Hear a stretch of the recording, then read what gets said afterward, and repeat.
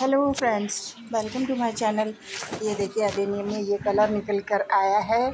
जब मैं अडेनियम लेकर आई थी तो फ्लावर्स नहीं खिले थे। बस उन्होंने कहा था कि हाँ ये रोज़ी अडेनियम है, क्राफ्टेड अडेनियम है, तो मैं ले आई थी। आ, अब ये सिंगल पेटल का ही निकला है बट कलर बहुत प्यारा लग रहा है, सुंदर लग रहा है। मैं रेड लेने की मूड में भी थी मगर इस तरह का निकला है। चलो ठीक है, एक ये रेड निकला है।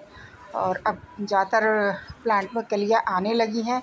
जो मैच्योर प्लांट थे, जो मैंने 150 के ख़रीदे थे, वो वाले की बात कर रही हूँ। मीशो से मंगाए तो उसमें तो अभी कुछ भी नहीं हो रहा है, उसका कुछ अता पता नहीं है उसमें क्या खिलेगा क्या नहीं खिलेगा। और ये देखिए बिल्कुल ड्राई मिट्टी है, और ड्राई मिट्टी में ही मैं इसमें मैंने कल सुबह पानी डाला था, और ये बिल्कुल ऐसी बजरी वाली मिट्टी है तो इसलिए जल्दी ड्राई हो भी जाती है। इसीलिए मेरे बाहर रखे रहते खुले में, बारिश में भी फंगल इन्फेक्शन नहीं हुआ इसीलिए, वरना हो जाता। तो बजरी इसमें मैंने मिट्टी बिल्कुल ही मिलाई है, सिर्फ बजरी और ईंट का चूरा वगैरह है और सिंडर है। सिंडर मैंने ज़्यादा यूज किया है, मतलब ऐसा है सॉइल लेस मीडिया कह सकते हैं वो है, क्योंकि सॉइल में फंगल इन्फेक्शन बहुत जल्दी लगता है प्लांट में, अडेनियम में स्पेशली। तो इसलिए मैंने ये बिल्कुल सिंडर में ही लगाए थे, क्योंकि मानसून आने आने वाला था। और फिर उसके बाद में फिर ये सीज़न विंटर का भी शुरू हो जाएगा, तो इसलिए मैंने इसमें ज़्यादा खाद वगैरह भी कम डाली। गोबर की खाद डालो तो उससे भी फंगल इन्फेक्शन हो जाता है, तो गोबर की खाद भी बहुत लिमिटेड डाली थी उस समय। धूप बहुत तेज़ निकल तो रही थी, पर मौसम पता था आने वाला है मानसून, तो इसलिए मैंने गोबर की खाद लिमिटेड ही डाली थी। बस इतनी डाली थी कि पत्तों को ग्रीन रखे। और इसमें मैंने लिक्विड फर्टिलाइज़र डाला था। हाँ, मैंने आपको दिखाया भी था लिक्विड फर्टिलाइज़र, वो मैंने इसमें डाला था।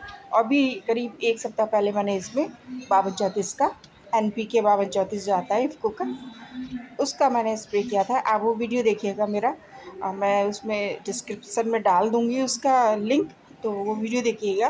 मैंने इफ़को से मंगाया था 5234, तो वो आप ज़रूर डालिएगा। मिट्टी में नहीं डालना है, याद रखिएगा, मिट्टी में बिल्कुल मत डालिएगा। मिट्टी में डालेंगे तो आपकी मिट्टी ख़राब हो जाएगी। इस पत्तों पर स्प्रे कीजिएगा, जिससे कि फ्लावरिंग अच्छे से हो, है ना। तो 5234 का स्प्रे कीजिएगा 1 लीटर पानी में। आप 2 ml या 3 ml या 1 टीस्पून आप डालिएगा, और इस तरह से सभी पे स्प्रे कर दीजिएगा। मैंने सभी पे स्प्रे किया था, और ये कुछ लगी लगी भी हो रहा है, पर मैं कटिंग नहीं करना चाह रही थी, इसलिए ऐसे ही छोड़ रखा था, क्योंकि बारिश में कटिंग करो तो ये ख़राब हो जाती है फंगल इन्फेक्शन, तो इसलिए मैंने कुछ भी नहीं किया है। और फिर इसमें अब बर्ड्स आ गई तो अब और भी मन नहीं हो रहा है। वैसे अभी मौसम ऐसा है कि मैं इसे प्रून कर सकती हूँ, पर नहीं करूँगी, क्योंकि मौसम थोड़ा सा सही भी है। और फ्लावर बर्ड्स आ रही हैं, देखिए अब सभी पे आ रही हैं, तो देखते हैं कौन कौन से कलर निकलते हैं। एक रेड है, एक सिंगल पेटल रेड है, वाइट डॉटेड, और ये देखिए ये वाला बहुत ही प्यारा लग रहा है कलर वैसे। चलिए देखते हैं, इतने कलर तो दिख रहे हैं, अब देखते हैं और कौन सा। एक मैरून भी था, जब लेकर आई थी तो मैरून खिला था उसके बाद में। तो इसमें मैं पोटाश भी डालूँगी थोड़ा सा, क्योंकि करीब 1 वीक पहले मैंने इसमें डाला था। ये देखिए मैं डाल चुकी हूँ सभी में मिट्टी की गुड़ाई की, क्योंकि मानसून अब तो चला गया है, तो अब इसमें आप खाद वगैरह डाल सकते हैं। और गोबर की खाद मत डालिएगा, गोबर खाद की से अभी भी फंगल इन्फेक्शन लग सकता है। पत्तों की खाद हो तो वो डाल सकते हैं, बस 1 पिंच। देखिए कितना छोटा सा है ये, इसमें बस 1 पिंच मैंने डाला है, थोड़ा सा पोटाश इसी तरह से डालना है। छोटा पॉट है, छोटा, तो उसमें उसी हिसाब से वो केमिकल फर्टिलाइज़र डालिएगा, और डालने के बाद में पानी ज़रूर डालिएगा। लिटिल बिट पिंच डालिएगा, जैसे छोटे छोटे पॉट होते हैं एडेनियम के, तो उसमें छोटे छोटे डालिएगा। और मेरे जो 3 साल 4 साल पुराना प्लांट हो तो उसमें थोड़ा सा 1 चम्मच डाल सकते हैं, बस इतना डालेंगे आप। जबकि ये इतना बड़े उसमें पॉट में लगा है, तो थोड़ा इतना हाफ़ टी स्पून डालेंगे। छोटे पॉट में बिल्कुल हाफ़ से भी कम, मतलब मैं पिंच बता रही हूँ, आप चुटकी भर के डाल सकते हैं। देखिए चुटकी ही डाली है मैंने, और छोटे पॉट में 1 चुटकी डालिएगा, और मिट्टी में अच्छे से गुड़ाई कर दीजिएगा, पानी डाल दीजिएगा। पानी डालना ज़रूरी है, क्योंकि ये खाद जो होती है बहुत गर्म होती है, केमिकल खाद, तो इसलिए आप पानी ज़रूर डालिएगा। और शाम के टाइम में डाल रही हूँ, क्योंकि इवनिंग का टाइम है, तो शाम के टाइम में ही आप फर्टिलाइज़र ऐड करिए। चाहे कोई भी फर्टिलाइज़र हो, वो आप शाम को ही ऐड कीजिएगा अपने प्लांट में।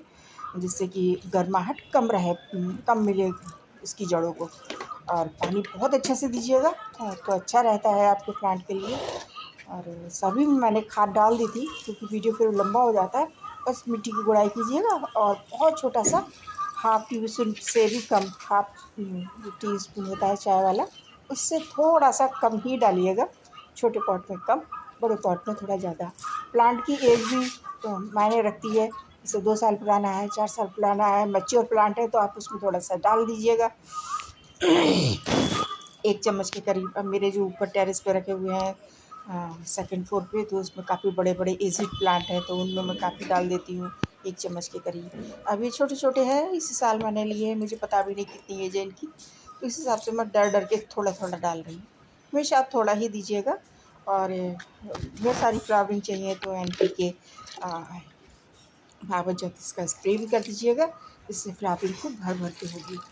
और मौसम का भी असर होता है, अगर मौसम सही ना हो तो आप चाहे कितना ही फर्टिलाइज़र डाल लें, फ्लावरिंग नहीं होगा। तो अगर पत्तों की खाद है तो अभी आप डाल दीजिएगा, जिससे कि हमारे प्लांट को विंटर में डोरमेंसी टाइम में लड़ने की ताकत मिल सके।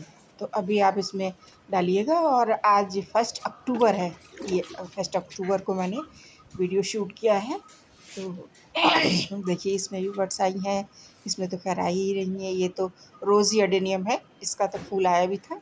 और एक मेहरून आया था, 2 तो आ ही गए थे उसी टाइम पे। ये अभी नया खिला है, तो चलो ये कलर भी पता चल गया कि हाँ ये वाला कलर है। तो देखिए कितना खूबसूरत लग रहा है ना।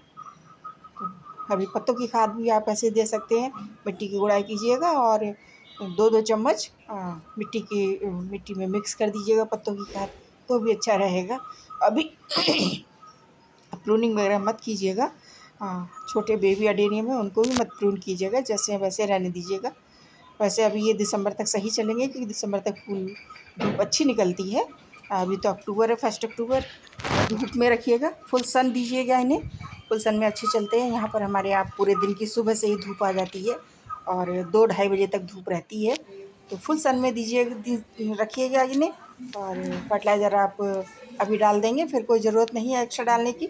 अभी सभी में फर्टिलाइज़र दे दीजिए, फिर चाहे तो NPK 52-34 का स्प्रे ही करते रहिएगा 15 दिन में।